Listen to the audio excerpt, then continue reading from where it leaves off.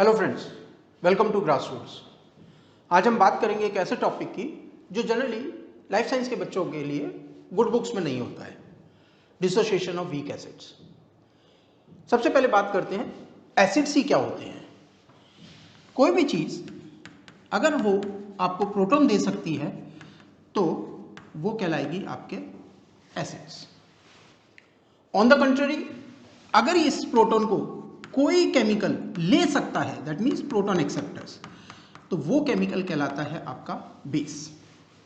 और ये जो डेफिनेशन है ये क्लासिकली दो साइंटिस्ट ने दी थी जिनके नाम है आपके Brønsted and lorry.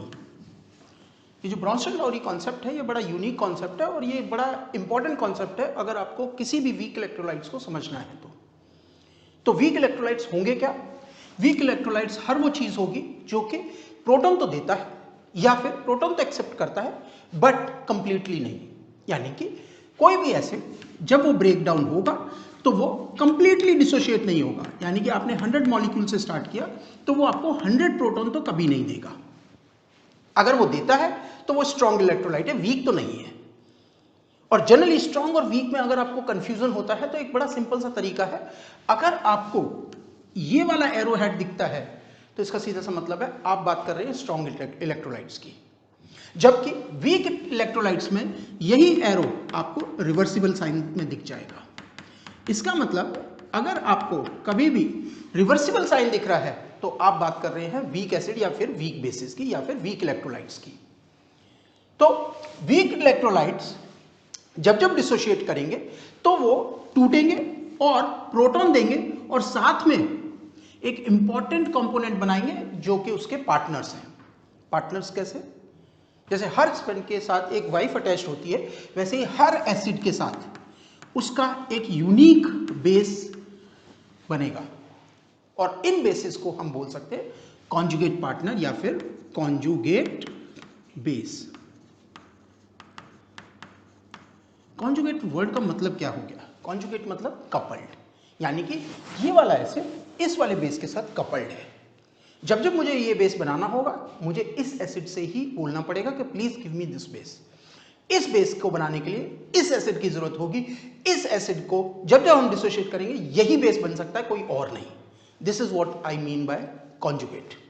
So conjugate word एक तरह से एक रिलेशन है जो ये दर्शाता है कि आपका जो भी बेस बन रहा है या जो भी डिसोशिएटेड एनायन बन रहा है, यानी नेगेटिवली चार्ज स्पीशीज बन रही है, वो सिर्फ और सिर्फ इसी एसिड से बन सकती है, किसी और एसिड से नहीं बन सकती। ये कॉन्जुगेट वर्ड का मतलब है। तो फॉर द टाइम बिंग आप इस कॉन्जुगेट वर्ड को स्किप भी कर सकते हैं, पर ध्यान ये रखने वाली बात है कि हर एसिड जब जब डिसोशिएट होता है एक यूनिक पार्टनर बनाता है जो कि वो सिर्फ खुद बना सकता है और कोई नहीं। इसी चीज को हम वीक इलेक्ट्रोलाइट्स का ये एक हॉलमार्क फीचर है। वीक इलेक्ट्रोलाइट्स में जैसा कि मैंने कहा कि आप एक ये चीज देखते हो रिवर्सिबल साइन, और याद रखिएगा ये रिवर्सिबल साइन किसका सिनोनिम्स है? इक्विलिब्रियम का। यानी कि हमेशा हर weak electrolytes are bound to undergo into equilibrium. और जब जब आपके पास इक्विलिब्रियम की बात करनी है तब तब आप एक वर्ड यूज करते हो इक्विलिब्रियम कांस्टेंट। ये इक्विलिब्रियम कांस्टेंट होता क्या है? इक्विलिब्रियम कांस्टेंट बहुत सिंपली आप कह सकते हैं कि जो भी चीज आपकी प्रोडक्ट बन रही है उसको आप अगर डिवाइड कर दें उसके रिएक्टेंट के कंसंट्रेशन से तो आप कह सकते हैं you have calculated the equilibrium constant.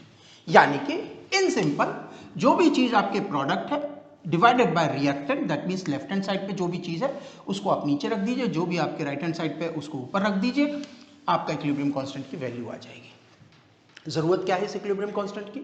Equilibrium constant जैसा कि नाम में आ रहा है कांस्टेंट है, ये किसी भी रिएक्शन का एक सिग्नेचर होता है।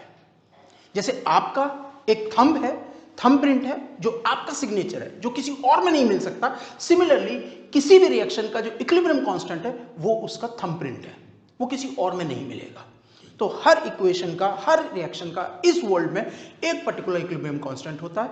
इसका मतलब है हर रिएक्शन एक particular product bye reactant ratio बनाती है इक्विलिब्रियम पे। ये मतलब होता है इन सिंपल इक्विलिब्रियम कांस्टेंट का। थोड़ी देर के लिए अपने पुराने टॉपिक पे वापस आते हैं, वीक एसिड।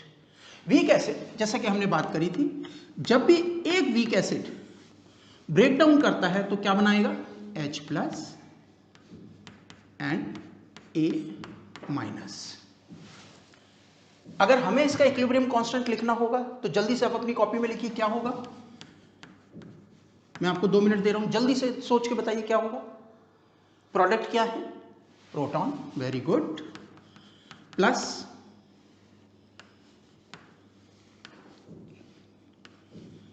आपके anion which is base, and then reactant क्या है आपका?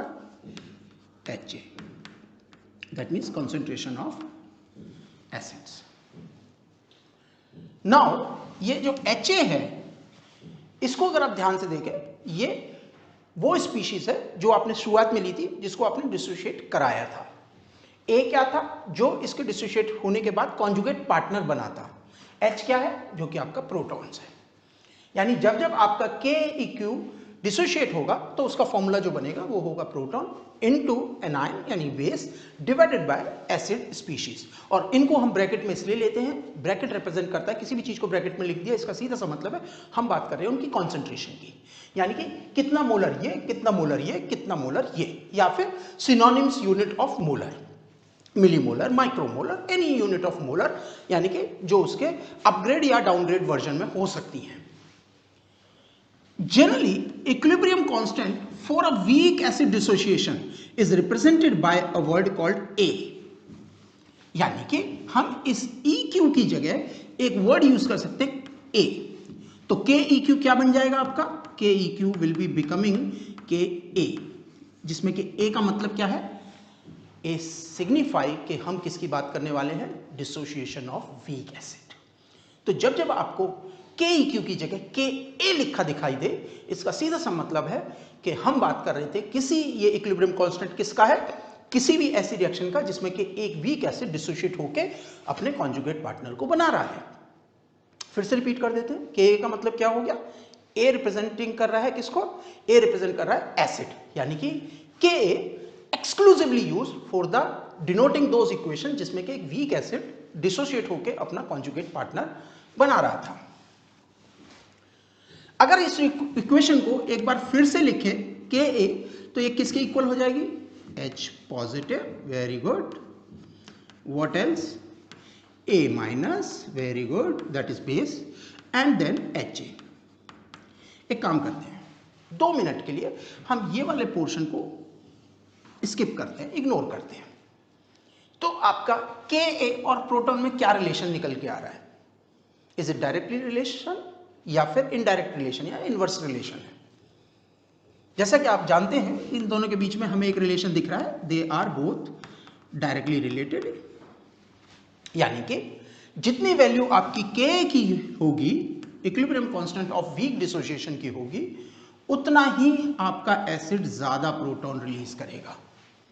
एक स्टेटमेंट पास कर रहे हैं, please note it down. More the value of Ka, more acidic any acid would be, यानी कि जितना ज्यादा आपका Ka का वैल्यू होगा उतना ही एसिड से आप ज्यादा प्रोटॉन एक्सपेक्ट करिए। एक एग्जांपल लेते हैं, लेट्स से हम बात कर रहे हैं एक एसिड 1, एक एसिड 2 और एक एसिड 3। एक केस में Ka की वैल्यू दे रखी है हमें 10⁻², एक केस में हमें दे रखी है 10⁻3, एक केस में हमें दे रखी है लेट्स से 10⁻6। जल्दी से देख के बताइए किस में से हम ज्यादा प्रोटॉन एक्सपेक्ट कर सकते हैं, यानी कि किस केस में हमारा गिवन एसिड ज्यादा एसिडिक होगा, मोस्ट एसिडिक होगा। Very good. अगर आप A1 को देखें तो चूंकि ये सबसे कम वैल्यू है Ka की, इसका मतलब लीस्ट एसिडिक होगा क्योंकि प्रोटॉन कम निकलेंगे। आपका Ka की वैल्यू कम, प्रोटॉन कम, Ka की वैल्यू ज्यादा, प्रोटॉन ज्यादा, तो यानी कि it would be least acidic. What about A3? A3 की वैल्यू सबसे ज्यादा, इसका सीधा सा मतलब है Ka की वैल्यू ज्यादा प्रोटॉन, इसका सीधा सा मतलब है it will be the most acidic. What about middle one? Moderate acidic, यानी कि इससे ज्यादा एसिडिक होगा, इससे ज्यादा प्रोटॉन डोनेट कर सकता है, बट इससे कम प्रोटॉन आप एक्सपेक्ट करते हैं जब भी ये डिसोशिएट होगा। तो Ka की वैल्यू देखने से हमने क्या सीखा? जब जब अगर हमें कोई Ka की वैल्यू देगा तो Ka की वैल्यू जितने ज्यादा हमें दे रखा होगा हम कंपैरिजन कर सकते हैं कि इसमें से कौन ज्यादा एसिडिक होगा, कौन कम एसिडिक होगा। बहुत सिंपल है। और इस तरह पे क्वेश्चन आते हैं जनरली IIT JEM टिफर में, जहाँ पे आपको वो 4 या 5 ऑर्गेनिक एसिड्स दे देंगे और उनमें Ka की वैल्यू देंगे और बोलेंगे एसिडिक या इंक्रीजिंग ऑर्डर में अरेंज करिए या डिक्रीजिंग ऑर्डर में। सिंपल सा करना है, Ka की वैल्यू को देखिए, Ka की वैल्यू जैसे जैसे बढ़ती जाएगी वैसे वैसे एसिडिटी बढ़ती जाएगी, जैसे जैसे कम होती जाएगी वैसे वैसे एसिडिटी डिक्रीज करती जाएगी। इसका मतलब इस क्वेश्चन में हमारा least acidic would be A1 followed by A2 followed by A3। I hope you can manage with this questions. आगे चलते हैं, पुरानी इक्वेशन को हम जरा वापस लेकर आते हैं। यहां तक सबको समझ में आ रहा होगा, एक बार रिवाइज कर देते हैं। वीक एसिड डिसोशिएट हुए थे, अपना एक कॉन्जुगेट पार्टनर बनाया था।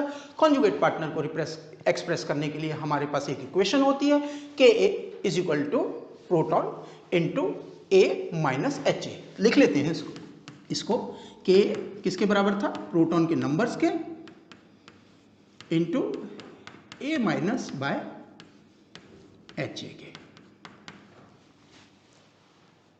अब आपने जनरली देखा होगा कि जब भी हम बात करते हैं प्रोटॉन्स, एसिड, बेस, तो जनरली इनकी इक्वेशन डिराइव करने के टाइम पे एक वर्ड यूज होता है माइनस लॉग, और एक स्टेटमेंट किया जाता है जस्ट लाइक मैथ्स में हम करते हैं कि दोनों तरफ इक्वेट कर दीजिए। तो यहां पर भी इन तरीके की चीजों में जब भी एसिड बेस की बात होती है तो हम जनरली दोनों तरफ माइनस लॉग को इक्वेट करते हैं, यानी दोनों इक्वेशन को मल्टीप्लाई कर सकते हैं हम माइनस लॉग से। फर्क कुछ ज्यादा आएगा नहीं, पर ये करते क्यों हैं वो मैटर करता है, क्योंकि हमें मालूम है जितना इधर हम मल्टीप्लाई करेंगे माइनस लॉग का उतना ही उधर करेंगे तो ऑलमोस्ट वैल्यू सेम ही रहेंगी, इक्वल कंट्रीब्यूशन होगा। बट क्वेश्चन ये आता है, कई बच्चों को ये नहीं पता होता कि ये हम माइनस लॉग करते क्यों हैं। माइनस लॉग जनरली एक तरह से रिप्रेजेंटेशन होता है for the word small p, और जो कि स्मॉल p जनरली रिलेट करता है हमारी पावर्स को, powers of hydrogen, which is nothing but the pH। तो यानी कि अगर हमें किसी भी चीज को pH से रिलेट कराना है, यानी कि उसको pH के टर्म में उसको डिनोट करना है, तो हम माइनस लॉग लेते हैं। माइनस लॉग लेने का एक और पर्पस है, pH जब जब बात होगी इसका मतलब हम प्रोटॉन्स की बात कर रहे हैं, और हर एसिड में प्रोटॉन्स जो होते हैं वो बहुत कम होते हैं, नंबर्स जो होते हैं कैलकुलेशंस वाइज वो इजी नहीं होती। To ease out those calculation हम लॉग यूज करते हैं। तो यहां पे आपको एक मैथ की ट्रिक पता लग गई होगी कि जब जब आपको बड़े नंबर से या बहुत छोटे नंबर से डील करना होता है लॉग यूज कर लिया जाता है। pH भी कोई एक्सेप्शन नहीं है। यहां पर भी माइनस लॉग यूज करने का पर्पज यह है कि हम बहुत ही कम नंबर से डील करने वाले हैं, तो हमारी कैलकुलेशन आसान बनाने के लिए हम माइनस लॉग यूज करते हैं। याद क्या रखना है कि जब जब आपको ये माइनस लॉग दिया होगा, इसका सीधा सा मतलब है आप ब्लाइंडली उस जगह पे P लगा दीजिए।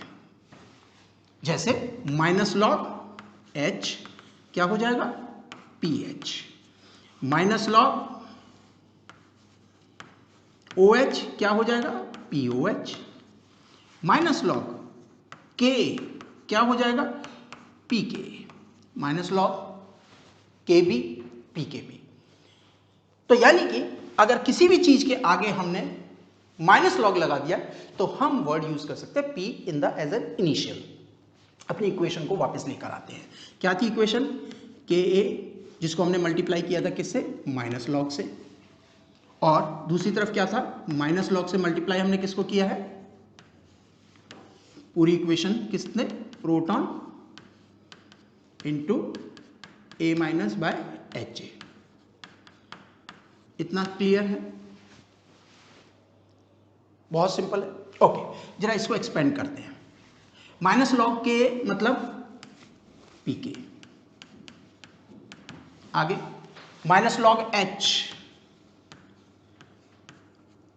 और अगर आपको लॉग थोड़ा सा आता हो, जब भी कोई भी मल्टीप्लाई का साइन हो तो हम जनरली यूज करते हैं A प्लस बी। लॉग किसी भी चीज को मल्टीप्लाई कर रहा हो तो उसका लॉग जो होता है उसमें एडिशन किए जाते हैं, तो यानी log H plus minus log